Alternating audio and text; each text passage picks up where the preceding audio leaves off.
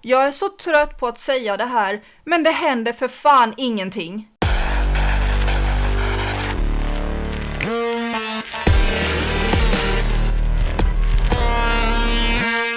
Det känns som att varje gång som jag kommer in här så berättar jag att jag snart kommer tillbaka och ber om ursäkt för att jag inte spottar ut videor snabbare. Men jag berättade alldeles nyligen att jag håller på med ett megastort projekt. Och jag har släppt första delen av detta projekt. Jag kommer inte göra dessa delar av projektet som videor i YouTube. Därför att inga av de ord som jag använder i den här serien kommer vara lämpliga för YouTube. Det är extremt viktigt.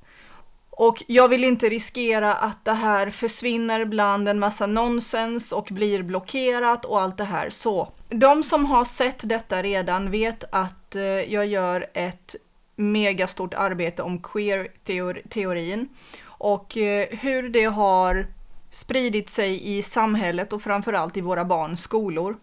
Som jag berättade tidigare så är det här del 2 av den här Skolverkets sexualiseringsagendan som jag gjorde för 2 år sedan. Och nu dyker jag rakt in i hur det blev så. Hur hamnade vi här där vi tillåter att våra barn får lyssna på en massa skit om pornografi och transgender och grejer i skolan. Så i den här texten skriver jag klart och tydligt att våra barns utbildning inte längre är utbildning, det är en tankereform. Och jag förklarar exakt varför, var det kommer ifrån, vem det finansieras av. Allt det här kommer finnas i min utredningsserie. Del 1 är släppt och ser ut så här. Queer-teorins becksvarta grundpelare finns på aidareva.com och så går du bara rakt in i texter. Det finns också här, du ser en stor vit play-knapp, där kan du lyssna på hela texten. Texten är väldigt lång, tar upp allting som har att göra med grundarna, vilka de är, vad deras filosofier är, vilka böcker de har skrivit, vad det står i dem och så. Jag scrollar ganska snabbt. Jag tror att jag måste klippa bort en del av detta därför att det dyker upp saker som inte YouTube tillåter. Så det här är mitt jättestora projekt. Del 2 är snart färdigt och då kommer jag släppa den på exakt samma sätt med en stor fet text med all undersökning och forskning som jag har gjort i ämnet med en ljudfil. Det tar all min tid detta att skriva, att undersöka, leta reda på all information, göra alla kopplingar och allting och sen läsa in det. Så det här tar verkligen all min tid, men det är verkligen en av de viktigaste projekten som jag har. Gå in på aidareva.com så går du rakt in på texter i menyn och där kommer du till alla texter. Där står det väldigt tydligt queer-teori del 1. Jag vill dela en annan sak också som jag har glömt att informera om. Ditt inflytande som förälder i den nya läroplanen. Här har jag gjort en sammanställning om vad du kan göra och hur du kan engagera dig gällande den här läroplanen och det som undervisas så att du kan informera dig om vad skollagen säger, skolans roll, värdegrundsuppdrag och så vidare. Allt det här som vi har pratat om väldigt mycket. Jag är ledsen att säga att jag önskar att den texten innehöll så här gör du för att få allting att sluta. Men det finns inte. Av den enkla anledningen att staten i Sverige äger våra barn. Känner du dig inte rasande bara av att höra det eller säga det?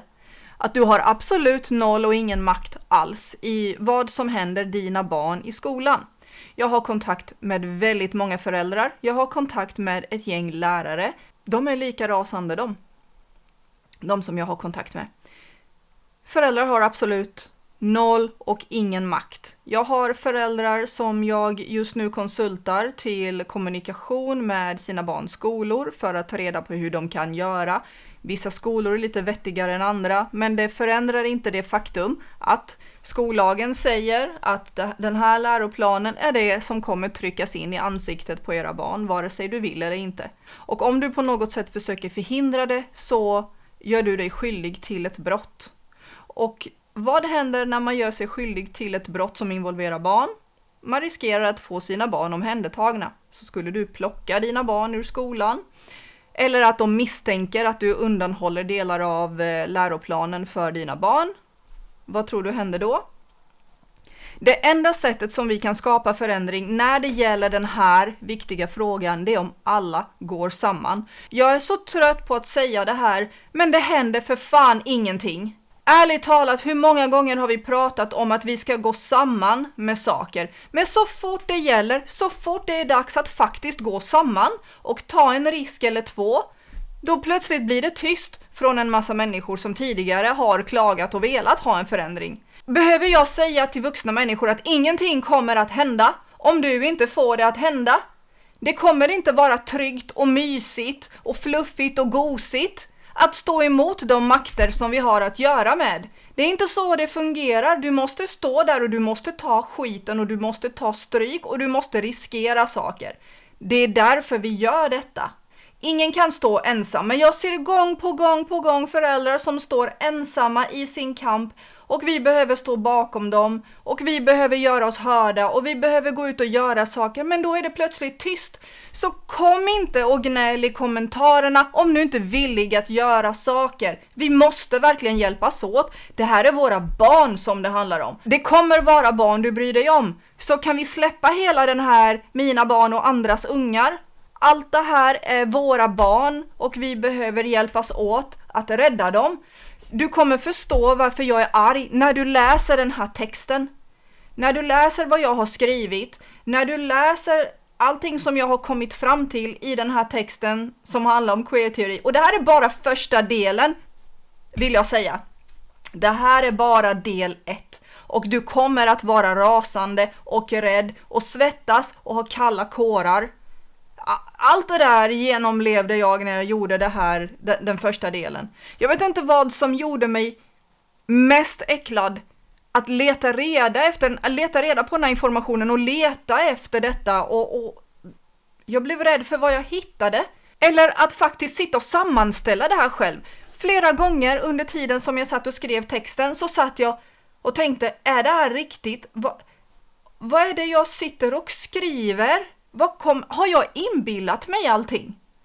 Inbillar jag mig detta? Och jag har dubbelkollat, trippelkollat det. Jag kunde inte tro på det jag själv sitter och skriver och sammanställer.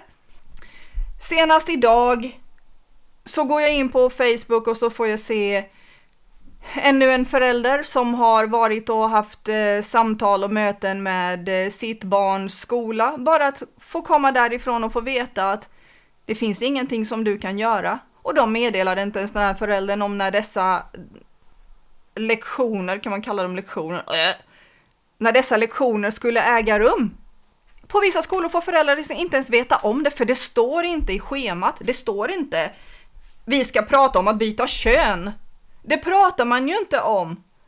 Det stod inte ens ordet sexualundervisning. Det står inte, utan den nya läroplanen gör att det här bäddas in i samhällskunskap, i historia, i biologi, i alla ämnen så bäddas det här in. Och det är av den enkla anledningen att om du ser att det står sexualkunskap i schemat, då kommer du ju ha frågor. Därför att det här är ett känsligt, delikat ämne som det krävs finess att prata med barn om detta.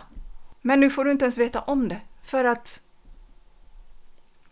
det här ska skötas bakom din rygg. För det är viktigt att de får med sig respekt och jämlikhet. Jag kommer visa i den här artikeln, den här första delen, hur alla dessa ord betyder någonting helt annat. Queer-communityt har tagit en massa ord som de använder, men de betyder inte det som de betyder för dig och mig. Respekt, värdegrund och jämlikhet betyder inte det som det betyder för oss. De har kidnappat och förändrat en massa ord. Och respekt och jämlikhet och allt det här betyder inte längre det som du och jag tror. Det betyder inte att man ska respektera varandra. Det betyder att du tvingas respektera och hålla med om allting som kommer från den här sekten. Det är vad det betyder. För om du inte gör det så är det brist på respekt. Så nu vet du det. Nu vet du varför det inte står rakt upp och ner i schemat. Därför att det här ingår i jämlikhet och respekt. Det står en massa väldigt viktiga saker i del 1. Jag är snart färdig med del 2. Den handlar också om hur det har spridit sig i samhället och tagit sig in i skolorna och hur det finansieras. Så i första delen får du veta vilka grundarna är och vilka dokument som ligger till grund för den här queer-teorin som nu är spritt i hela samhället. Och du kommer också i del 2 få veta varför det har tagit sig in i skolor, i samhället, i företag. Varför restauranger och företag helt plötsligt har små prideflaggor. Varför skolor och inom vården. Varför allt det här har plötsligt certifieringar och godkännanden och små lappar och klistermärken för att du ska veta att de minsann står för rätt värdegrund. För det handlar om jämlikhet. Du kommer få veta allt det här. Det här blev lite mer intensivt än jag hade tänkt mig, men jag fick precis ur mig de här känslorna efter att ha suttit och skrivit och sammanställt det här materialet.